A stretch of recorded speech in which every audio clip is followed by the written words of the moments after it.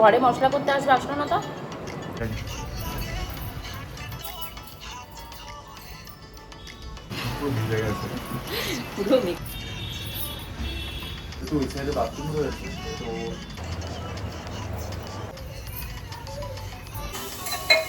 বাড়িতে এখন back to back যেহেতু এক্সাম রয়েছে, তার জন্য প্রবলেম প্রচুর। এক তো জ্যামারের উৎপাতের জন্য আমি ঠিকঠাক টাইম মতন ভিডিও আপলোড করতে পারছি না, তারপর ভিডিও যদি আপলোডও করতে পারছি কাউকে রিপ্লাই দিতে পারছি না। তো আজকেও কিন্তু এক্সাম রয়েছে, আর আজকে আমি স্কুলে যাইনি। কেন স্কুলে যাইনি সেটা তো বলবোই, তার পাশাপাশি বৃষ্টিতে ভিজে বরের সাথে কিভাবে রোম্যান্টিক শ্যুট করলাম, আর কতগুলো ডিজাইনার শাড়ি বরের পকেট কেটে এবছর পুজোতে কিনলাম, সব মিলিয়ে আজকের ফাটাফাটি এবং মজাদার ব্লগটাকে সাজিয়েছি। হোপফুলি তোমাদের ভীষণ ভালো লাগবে। তোমাদের ভেতর থেকে প্রচুর কমেন্ট আসছে, প্রিয়াঙ্কা দি পুজোর শপিং কি তুমি এখনো শুরু করোনি? বস একটাই কথা বলবো, পুজোর শপিং আমার এখন সারা বছর চলে। হ্যাঁ, পুজো উপলক্ষে স্পেশাল তো কিছু কিনবই, তার ভেতরে রয়েছে ডিজাইনার কিছু শাড়ি এবং তার সাথে রেডি ব্লাউজ। মানে তোমাদেরকে যখন দেখাবো এবং দামগুলো বলবো, তোমরা আজকে জাস্ট পাগল হয়ে যাবে। লাস্ট 2-3 দিন ধরে আমার মনে হয় 50 পিস পার্সেল এসছে এই সমস্ত ডিজাইনার শাড়ি, আরও কিছু ক্রকারি আইটেমস।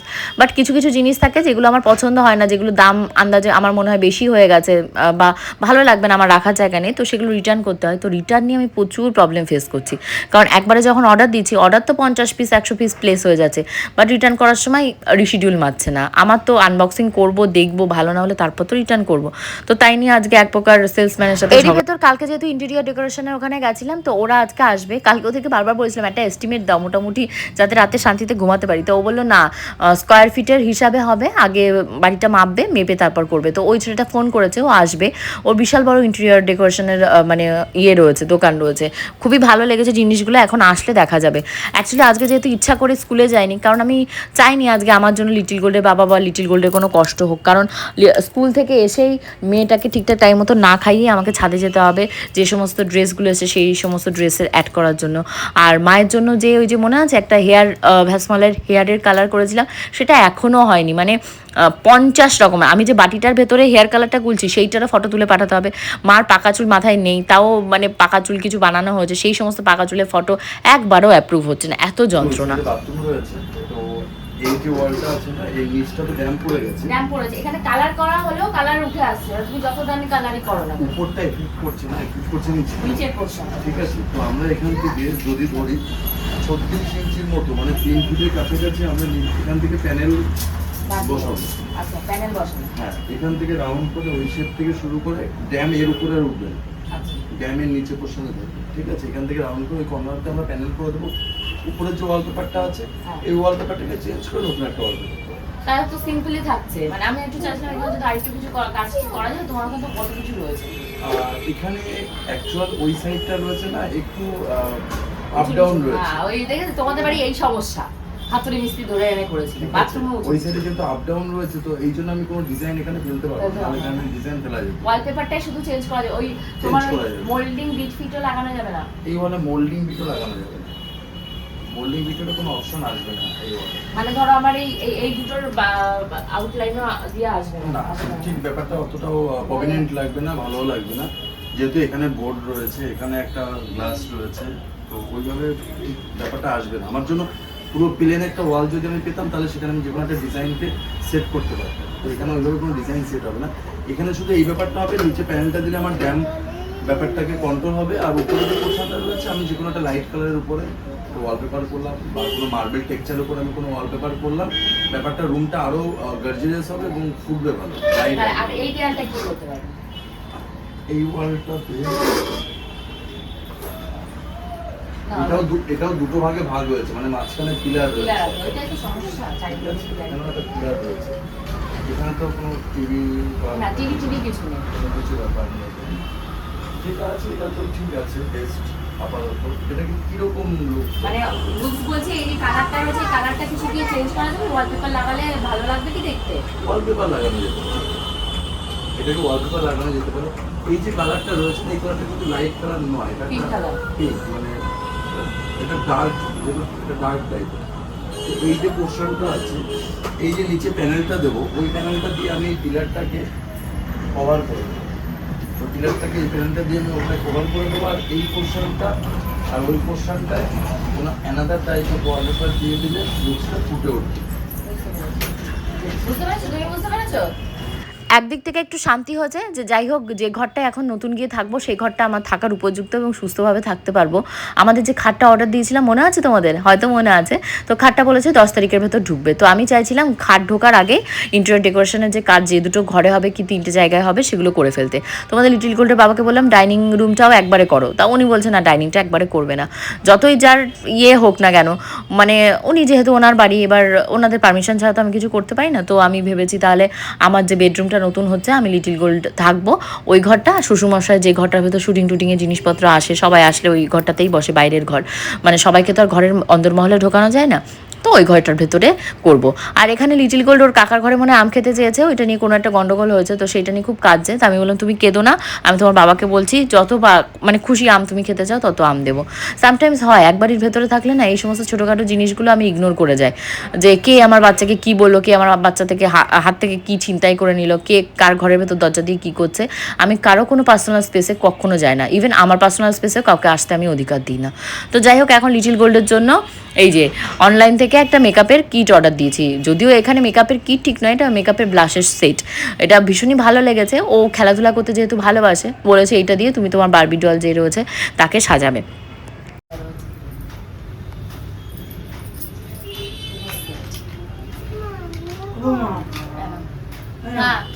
যাও ঘরে কি টেবিলে রেখে দিয়ে আসো। বন্ধ করতে বললাম কেন বলো তো রাজকে, অ্যাকচুয়ালি একবার এ আসছে, একবার সে আসছে, একবার আমাকে নিচে খাবার, যেহেতু ঘরে আমি রান্না করিনি আজকে, ভাত রান্না করেছি শুধু, আর চুনো মাছ যেটা ছিল সেটাকে বের করে রেখে দিয়েছিলাম, আলুটা আগের দিন কাটা ছিল, বাট মনে হয় না এত তাড়াহুড়ো রয়েছে, এতগুলো জামা কাপড় দেখিয়ে আবার মেকআপ করে একটা ডিজাইনার শাড়ি শ্যুট করে এসে রান্না করতে পারবো। তো চিকেন নিচে রান্না হয়েছিল, সেই চিকেনটা একজন দিতে এসছে, তো আমি বললাম আমি পরে ভয়েস ওভার অ্যাড করে দেবো। এই শাড়িটা যে আমার এত পছন্দ হয়েছে কি বলবো, আমি ফার্স্টে ভাবতেই পারিনি যে শাড়িটা, বেডশিটটা এত ভালো আসবে। বিশেষ করে এই যে চুড়িদারটা তোমাদেরকে দেখাতে গিয়েও দেখাতে পারলাম না, চন্দন কালারের, এত পারফেক্ট এসছে দাম আন্দাজে। আমি তো ভেবেছি আমার মাকে এই জিনিসটা গিফট দেবো, কারণ মা আগের দিন আমাকে দেখে বলছিল, আমি একটা পিঙ্ক কালারের চুড়িদার পরে পিয়ালির বাড়িতে গেছিলাম, তো ওই চুড়িদারটা মার পছন্দ হয়েছে, তো আমি বলেছি মা এই চুড়িদারটা তো আমি পরে ফেলেছি, তোমাকে পুজোতে আর একটা অর্ডার দিয়ে দেবো, যেটা আমি পরে আছি এই মুহূর্তে, তো তুমি ওটা পুজোতে পরতে পারবে। কারণ আমার মা মাঝে মধ্যে ধরো এদিক ওদিকে ডাক্তার দেখাতে যায়, তখন গেলে এরকম টাইপের কুর্তি সেট, যেটা মানে 3 পিসের সেট, ওড়নাও থাকে, বেশ ভালো লাগে। কারণ আমার মা ওড়না ছাড়া আবার খুব একটা পরে না, আর ওড়না দিলে বয়স হয়ে গেছে তো দেখতেও ভালো লাগে। এই যে দেখতে পাচ্ছ, এগুলো কিন্তু প্রত্যেক কটা আমার পুজো কালেকশন রয়েছে, বিশেষ করে পুজোর পরপরই আমাদের বিয়ে বাড়ি রয়েছে, আর এখন যেহেতু নতুন নতুন অনেক বান্ধবী হয়েছে, আজ তার বাড়ি, পরশু ওর বাড়ি, ইনভিটেশন অকেশন লেগেই থাকবে। তো সেই সেন্সে আমি এই হোয়াইট কালারের একটা মানে কুর্তি সেট কিনেছি, এটা আমার ছিল না। আর এই যে পিঙ্ক কালারের, মানে তোমরা দেখে তো ভাইরাল করে দিয়েছো, এক রাতের ভেতরে এত মানে ভালোবাসা পেয়েছি এই শাড়িটা। হয়তো আমাকে মানাচ্ছে না, আমি হয়তো কোনোদিনও এটা পরে রাস্তায় বেরোতে পারবো না, ঘরে আমার ধরো যখন মেয়ের জন্মদিন হবে, বা ঘরে আমার কোনো ঘরোয়া প্রোগ্রাম হবে, বা কোনো বিয়ে বাড়িটারি, তখন হয়তো যেতে পারবো, বাট ঠাকুর দেখতে হয়তো আমি এটা পরে যেতে পারবো না, কারণ আমার একটা লজ্জার ব্যাপার, কারণ আগে থেকে আমি অনেকটাই মোটা হয়ে গেছি।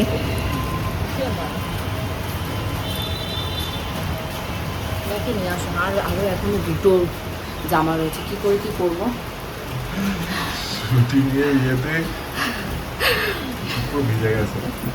পুরো মেকআপ টেকআপ, এখন হেয়ার শ্যাম্পু করতে হবে না।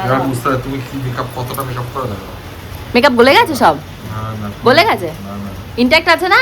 হ্যাঁ। এটা 10,000 টাকার, সরি 3,000 টাকার ফেস পাউডারটা চাপা দিয়েছি, ওই ইয়েটা ফাউন্ডেশনটা লাগাইনি, ফাউন্ডেশনটা যেহেতু আমার কাছে 3,000 টাকাটা উসুল হয়েছে না, ভালো। ওরাও দোকান থেকে আমি এর আগেও জানতাম, কিন্তু ভাবতাম যে কি এমন হবে, মাখিনি কোনোদিনও, তো মেখে পূজার কাছ থেকে একদিন মেখেছিলাম, বাট এটা ভীষণ ভালো। এই দেখো বৃষ্টিটাই দেখো,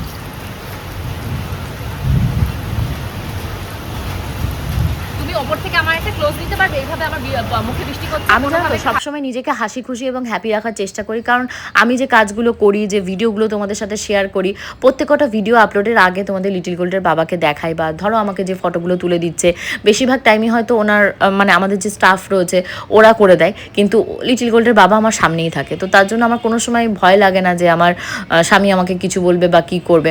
যেটা আমার খারাপ লাগে সেটা ইনস্ট্যান্টলি লিটিল গোল্ডের বাবা বলে না, এটা তুমি করো না, ওটা তুমি করো না।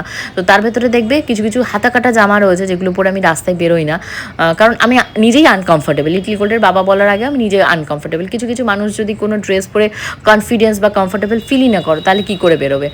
আর ওই যে দেখতে পেলে ডিজাইনার যে শাড়িগুলো কিনেছি এগুলো কিন্তু সমস্তগুলোই রয়েছে তোমার আন্ডার 1000 রুপিসে, হয়তো আমার লিঙ্কের থ্রুতে গেলে তোমরা পেয়ে যাবে। আর প্রত্যেক কটার ফটো অলরেডি আমি কমিউনিটি পোস্টের ফটোতে দিয়ে দিয়েছি। যারা ইয়াং রয়েছে বিশেষ করে 18 বছর 17 বছর বয়স তাদেরকে এগুলো পরলে ভীষণই ভালো লাগবে। এইমাত্র ফোন আসছিল কার বলো তো, মনে আছে অস্মিকার কথা, একটা বাচ্চার সেই বিরল একটা রোগ হয়েছিল, মানে সেই হলো তোমার আমেরিকান ডলার কত মিলিয়ন ডলারের একটা ওষুধ, যেটা ধরো 27 কোটি 28 কোটি টাকা ওরা ধরো মানে ক্রাউড ফান্ডিং করে করে ওই টাকাটা জোগাড় করেছিল অস্মিকার বেলা। তো ওরকমই একজন আমার কাছে নাম্বারটা এসেছে হলো রিঙ্কির থ্রুতে। ওনার ছেলেরও ওরকম হয়েছে, 5 বছর বয়সে মানে হাঁটতে পারতো, হঠাৎ করে ধরো হাঁটতে হাঁটতে পড়ে যেত। এবার উঠতে গেলে অন্যান্য বাচ্চারা কেমন হয় যে র্যান্ডমলি উঠে গেল, বাট ও উঠতে পারতো না, ও ওরকম কিছু সাপোর্ট নিয়ে উঠতে পারতো। তো আমি এইমাত্রই তার ডিটেলসটা শুনছিলাম, তো তখন ডাক্তারের কাছে গেছিলো, আমাদের কলকাতার ডাক্তার, তো ওরা ধরতে পারেনি, ভেলো টেলোরে গেলে ওরাও ধরতে পারেনি, তারপর বাইরে স্যাম্পেল পাঠালে তারপর ধরা পড়েছে ওরও ওই রকম টাইপেরই একটা বিরল রোগ হয়েছে, মাসকুলার ডিসঅর্ডার টাইপের, যার জন্য কী হচ্ছে ওর যে সেলগুলো রয়েছে সেই সেলগুলো সব ড্যামেজ হয়ে যাচ্ছে। আমি তোমাদের সাথে সরি ডিটেলসটা একদিন শেয়ার করবো। অ্যাকচুয়ালি কী বলতো, গোবিন্দর ওই পাশে রান্না করছে, চিমনি নেই, কিচ্ছু নেই, মানে সমস্ত মানে হয়ে এই ঘরের ভেতরে আসছে আর দম বন্ধ হয়ে যাওয়ার মতন। তো যাই হোক, ওই মানে ওকে হেল্প করার জন্য অনেকবার করে ফোন করেছে। এবার পূজা স্বর্ণর কথা বলছে যে ওদেরকে নিতে। আমি যে দেখো ওরা ব্যস্ত, তুমি ওদেরকে ফোন করো, নাহলে বলবে তোমাকে ফোন করেছে আমাদেরকে কেন করেনি। ব্যাপারটা আমি ওকে বুঝিয়ে বললাম যে তুমি তোমার মতন করে ফোন করো, তারপর যদি ওরা বলে যে আমার বাড়িতে আসবে বা কোনো রেস্টুরেন্টে যাবে আমি নিয়ে যাবো। তাই আমি ওদেরকে টাইম দিয়েছি শনিবার আমি যেটুকু পারবো পার্সোনালভাবে তো সাহায্য করব, আর তোমাদের সাথে অল ডিটেলস দেবো, তোমরাও যে যেমন পারবে সাহায্য করবে, কারণ প্রত্যেকের ঘরেই কম বেশি আমাদের সন্তান রয়েছে। আর ওর মা কথা বলতে বলতে কেঁদে ফেলছিল, আমার এত খারাপ লাগছিল যে আমারও তো ঘরে একটা সন্তান আছে, আর যাদের ঘরে সন্তান নেই ভাবতো তারা কত হাহাকার করছে। তারপর সন্তান হওয়ার পর যদি সেই সন্তানের এরকম বিরল রোগ হয় তাহলে তার মায়ের মনের অবস্থা কেমন থাকে, লোকের কত এরকম আমার মতন লোককে হয়তো ফোন করছে। তো রিঙ্কি আমার নাম্বারটা দিয়েছিল, তো আবার বলছিল যে তোমার যদি চেনা কেউ থাকে তাকেও বলতে। তো আমি বললাম আমার চেনা কেউই নেই, আমার বাড়ি থেকে অ্যালাউই ছিল না কোনো ক্রিয়েটারদের সাথে মিট আপ করা বা কোনো ইভেন্টে যাওয়ার। তাও তো এখন একটু সময়ের সাথে সাথে আমার বর পাল্টেছে, কিছু বলে না, একটু গিয়ে টিয়ে বন্ধু বান্ধবের বাড়িতে থাকতে দেয়। তো আমি বললাম ঠিক আছে, আমার দুজন বান্ধবী রয়েছে পিয়ালি আর বিপাশা, ওদেরকেও বলবো। ওদের বাড়ি এত দূরে তুমি হয়তো যেতে পারবে না, তুমি ভিডিও পাঠিয়ে করে দেবে, ওরা ডিটেলস পাঠিয়ে দিলে। তো এখন এই যে রান্নাঘরে রান্না করতে ঢুকেছি। মানুষ তো রাতের বেলা রান্না করে, মানে দুপুরবেলা রান্না করে, আমি হলাম গিয়ে রাতের বেলা রান্না করছি। ওই যে চুনো মাছ ভিজিয়েছিলাম ওই মাছটার ফ্রিজে রাখিনি, কারণ ফ্রেশ মাছ নিয়ে এসছে, অলরেডি 2 দিন হয়ে গেছে, মাছটা রান্না করিনি। তো আজকে রান্না করি, রাতে এই দিয়েই ভাত খেয়ে ফেলবো। আর দুপুরবেলা চিকেন, তারপর ডাল ঠাল যা ছিল সেগুলো দিয়ে আমি লিটিল গোল্ডের বাবা লিটিল গোল্ড আমরা 3জন মিলে ভাত খেয়ে নিয়েছি। আর লিটিল গোল্ড ভাত খাওয়া নিয়ে এত ঝামেলা করছে এখন দুপুরবেলা। অ্যাকচুয়ালি কী হচ্ছে বলো তো, প্রত্যেকদিন আমি রান্না করে দিতাম, ও মজা করে খেতো। এখন নিচে গৌতমদা রান্না করে দিচ্ছে, তো ওর মর্জি মতন হচ্ছে না। ঘিটাও শেষ হয়ে গেছে, কিনতে যাবো করে সেটা যেতেই পাচ্ছি না, যাদবের ঘি কিনবো।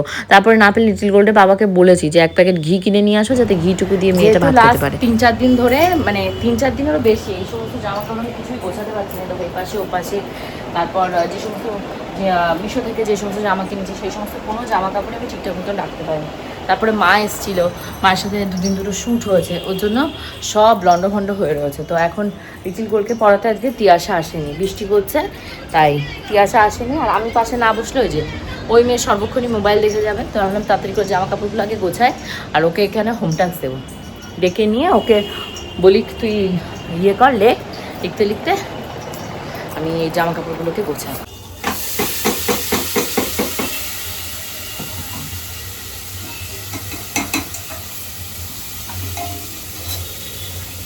দুপুরে যেহেতু লিটিল গোল্ডের খাওয়াটা আমার মন মতন হয়নি, তার জন্য ওর জন্য এখন খিচুড়ি বানিয়ে দিচ্ছি চাল ডাল দিয়ে। মিক্সচার মেশিনে একটা ঘোরা দেবো, ডিম পুরো গোটা ডিমটা দিয়ে, আর ওকে চপাচপ খাইয়ে দেবো। অ্যাকচুয়ালি লিটিল গোল্ডের আন্টি যেহেতু আসেনি, ওকে আমি হোম টাস্ক দিয়ে এসেছি 1 থেকে 10 পর্যন্ত লিখতে। একটা বর্ণ না দেখে লিখতে পারছে না, 1 আর 2 লিখতে পারছে, তারপরে বলে আমি না দেখে কিছু বুঝতে পারছি না। আমি বললাম এই শিখেছিস, আসুক তোর আন্টি কালকে। এদিকে স্কুলে সব স্টুডেন্টদের শুনতে পাচ্ছি 50 পর্যন্ত তারা সব লেখা মানে কমপ্লিট হয়ে গেছে। আমার বলো তো মাথাটা ঘোরাবে তো, কেন ঘোরাবে না? তো যাই হোক, আমি ভেবেছি আমি যেমন প্রত্যেকদিন বসি ওকে মানে আইডেন্টিফাই করতে দেবো, ধরো সমস্ত ওই সংখ্যাগুলো লিখবো, লিখে ওকে বলবো যে এর ভেতর থেকে 2 আইডেন্টিফাই করো বা 2 সার্কেল করো, বা 3 যেটা রয়েছে 3টাকে সার্কেল করো। তো এইভাবে শেখাবো টুকটুক করে, অত ধৈর্যহীন হলে তো হবে না। বাট একটা ব্যাপারে আমি প্রচণ্ড ধৈর্যহীন হয়ে পড়ি, সেটা হলো লিটিল গোল্ডের বাবার জামা কাপড়ের ক্ষেত্রে। মানে বিয়ে বাড়িতে পরার জামা কাপড়, যেই ডেলি ওয়্যারের জামা কাপড়গুলো হাতের কাছে পাবে না, ওই আলমারি থেকে বের করে পরে চলে যাবে। মানুষের তো 5টা বিয়ে বাড়িতে পরার একটু জামা কাপড় থাকে, আমার বস সেটাও রাখবে না। তো যাই হোক, আর বকবক করে লাভ নেই, ডিনার রেডি হয়ে গেছে, রাতে চুনো মাছ দিয়ে ভাত দিয়ে খেয়ে নেবো। আর হোপফুলি আজকে ব্লগটাও তোমাদের ভালো লেগেছে। কালকে ব্লগে দেখাবো তোমাদেরকে কত লক্ষ টাকার বাজেট দিল এই ঘরগুলো ইন্টেরিয়র করার জন্য। হোপফুলি সবাই আমার ব্লগ দেখবে। আজকের মতন যাই, কালকে দুপুর 2টোয় দেখা হবে। বাই।